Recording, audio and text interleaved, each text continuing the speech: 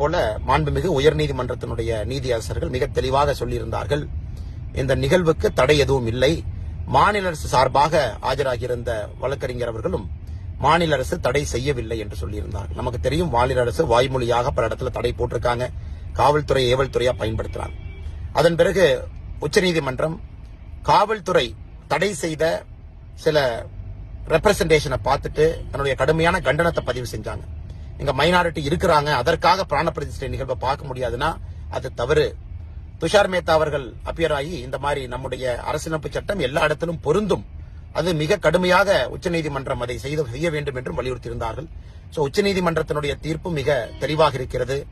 யாரும் எந்த காரணத்திற்கும் எதையும் தடுக்கக்கூடாது.